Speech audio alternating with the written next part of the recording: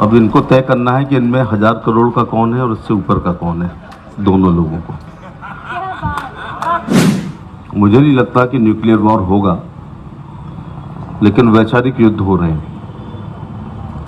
इस वैचारिक युद्ध से ही साम्यवाद निकला है, समाजवाद निकला है, साम्राज्यवाद निकला है, फासिज्म निकला है, दक्षिणपंथी निकले हैं, वामपंथी निकले हैं। ये वैचारिक युद्ध है। अगर वो कहते संगठित रहो, संघर्ष करो, शिक्षित बनो, तो आनंद नहीं आता, ना सफल हो पाते वो। उनको पता था कि जब तक प्रायोरिटी देखिएगा, शिक्षित पहले रखा, फिर संगठन, फिर संघर्ष। जब तक समाज शिक्षित नहीं होगा, संगठित हो ही नहीं सकता, और जब तक संगठित नहीं होगा, संघर्ष के रास्ते पर नहीं चल सकता। ये मिल्टन के बच्चे हैं क्या? विक्टोरिया के हैं, माने जो भी हैं, पब्लिक स्कूल के हैं। अपने माता पिता को लेट के धन्यवाद देना कि उनकी प्राथमिकता में एजुकेशन थी और उन्होंने अपनी अनुसार आपको एक अच्छे स्कूलों में पढ़ाया है। वो चुंगी के स्कूल में भी आपको डाल सकते थे। नेशनल बुक फेयर के इस साहित्यिक मंच पर विराजमान आदरणीय महंत जी, आगरा के प्रमुख उद्योगपति और समाज सेविका, अब इनको तय करना है कि इनमें 1000 करोड़ का कौन है और इससे ऊपर का कौन है, दोनों लोगों को। नजीर भाई ने जब एमएलए का पर्चा दाखिल किया था तो ये यूपी के सभी पॉलिटिशियन में सबसे ज़्यादा पैसे वाले थे।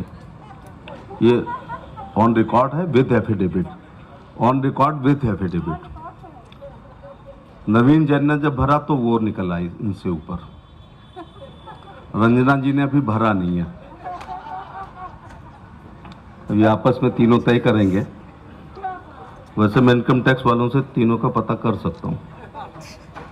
तो रंजना बंसल जी, भाई नजीर अहमद जो उद्योगपति के साथ विभिन्न साहित्यिक सामाजिक संस्थाओं में अपना आर्थिक और शारीरिक योगदान करते हैं,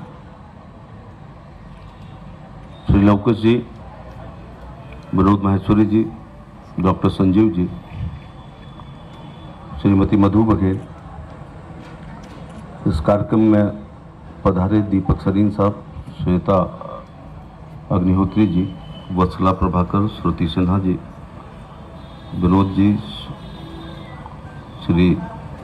श्रीमती शीला बहल जी, मुकेश जैन जी, हमारे आगरा कॉलेज के और विश्वविद्यालय के प्रो वाइस चांसलर प्रोफेसर सुगम आनंद, सोमी आगरे जी, अनिल जैन साहब,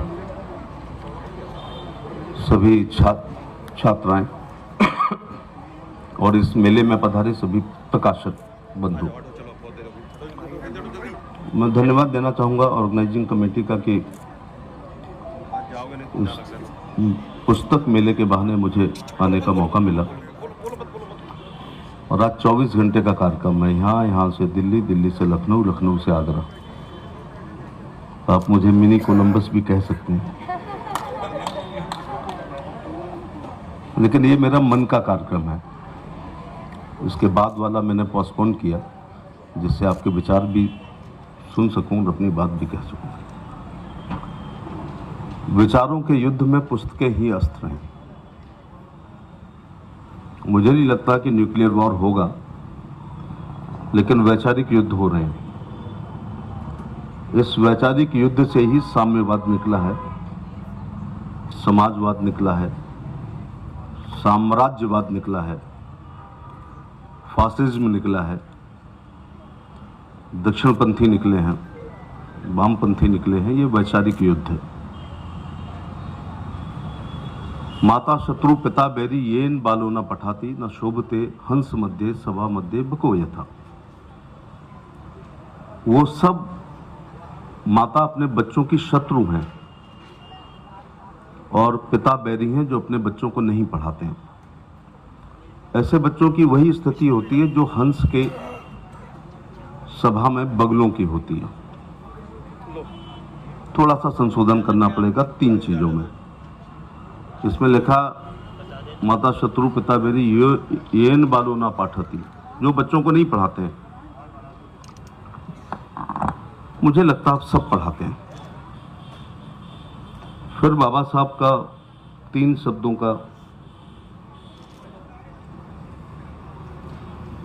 एटम बम अल्फ्रेड नोबेल के डायनामाइट से भी ज्यादा पावरफुल 3 शब्द हैं।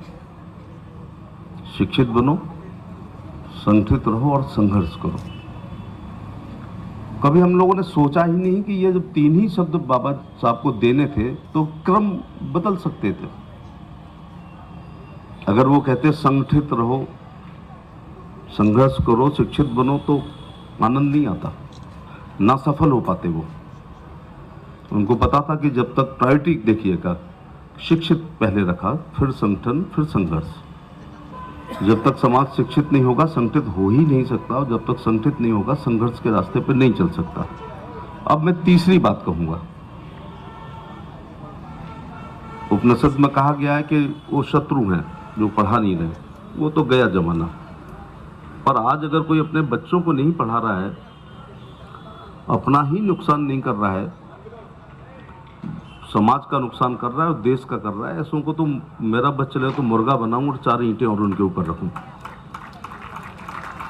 गरीबी की बहानेबाजी नहीं चलेगी। सरकारी स्कूलों में फीस नहीं है, दोपहर का खाना भी है,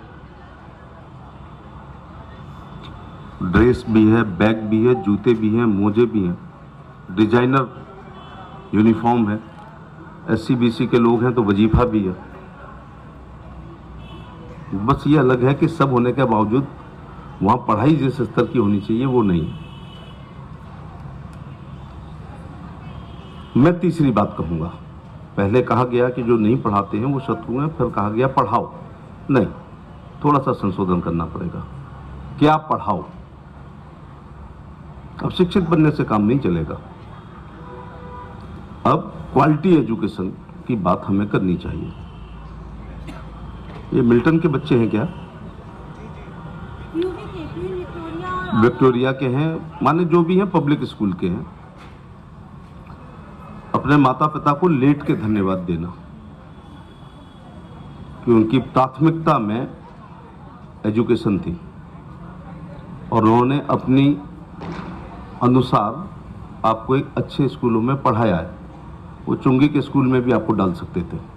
यदि उनकी प्रायोरिटी प्लॉट खरीदना होता, कार खरीदनी होती, मकान इत्यादि उनकी प्राथमिकता होती। तो थोड़ा मैं शिक्षा पे बात करूंगा, थोड़ा साहित्य पे बात करूंगा। विद्या ददात बिन्मय, विनम्रता भी तो देती है। मैं एक letter DM SP CDO DIG IG को लिखता हूं, एक निरक्षर को, तो वो जाके ऐसे खड़ा हो जाता है, अपनी बात नहीं कह पाता है। और एक शिक्षित को देता हूं तो उस पत्र का पूरा वो सदुपयोग करता है, बातें बनाता है, कन्विंस कर लेता है। ये फर्क है, मैटर वही है। निरक्षर जाता है तो ऐसे खड़ा हो जाता है। वो भी समझते हैं कि, और जो वाक चातुर पढ़ा लिखा है उस मेरे पत्र का पूरा उपयोग करता है। कुछ ज्यादा होशियार लोग हैं, वो कह देते हैं कि रिश्तेदार ने बात कर रहा हूं आपसे, उसका शिक्षा से कम संबंध है, चालाकी से ज्यादा संबंध है। खैर, पहले मैं एजुकेशन पे बोलता हूं, फिर साहित्य पे आता हूं। लम्हों ने खता की और सदियों ने सजा पाई। 1947 में गलती हुई, उसकी सजा पूरा देश, देहाती लोग आज तक भुगत रहे हैं। देश को आजाद कराने वाले, मैं इसको राजनीतिक मंच कतई ही नहीं बनाऊंगा, देश को आजाद कराने वाले प्रमुख नेताओं में संयोग है वो कांग्रेसी हो सकते हैं, सोशलिस्ट भी थे। मोतीलाल नेहरू, महात्मा गांधी, जवाहरलाल नेहरू, सरदार पटेल, मौलाना अब्दुल कलाम आजाद, नेताजी सुभाष चंद्र बोस, अरुणा असफ अली, पटाप सीतारमैया, कैलाशनाथ काटजू, इवन डॉक्टर लोहिया, ये सब विदेश से पढ़ के आए। इसका मतलब उस समय इन्होंने भारत के किसी विश्वविद्यालय को अपने स्तर का नहीं माना। कोई ऑक्सफोर्ड गया, कोई कैम्ब्रिज गया, कोई हार्वर्ड गया, लौट के आए तो आते ही देश आजाद हुआ और सत्ता इनके हाथ में आई। तो अपने मानक के अनुसार विश्वविद्यालय क्यों नहीं खोले? खुद तो जाकर के पढ़े आए ऑक्सफोर्ड, हार्वर्ड, कोई पोरबंदर का नवाब का था, किसी की प्रैक्टिस उस जमाने में 1 लाख थी। तो उस स्तर, उन्हीं में से एक शिक्षा मंत्री बना और एक प्रधानमंत्री बना। मुझे थोड़ा, मैं कोई गलत आंकड़ा नहीं देना चाहूंगा, मुझे लगता है राजेंद्र प्रसाद जी शायद बाहर नहीं गए, प्रथम राष्ट्रपति वो शायद नहीं गए। और राष्ट्रपति को ये सब करना भी नहीं था, प्रधानमंत्री और शिक्षा मंत्री को करना था। कैबिनेट भरी पड़ी थी विदेश से शिक्षा प्राप्त लोगों की, और उस समय 90% गांव था, 10% केवल शहर था। और देश की खुशहाली का रास्ता खेत खलियान से जाता है। और मैं गांव में कभी एससी बीसी और सामान्य की बात ही नहीं करता हूं। वाल्मीकि से लेकर ब्राह्मण तक यदि गांव में रहता है तो वो सब पिछड़े हैं, क्योंकि वो 2 दर्जे की शिक्षा, 2 दर्जे की चिकित्सा, 2 दर्जे का पानी ग्रहण करते हैं।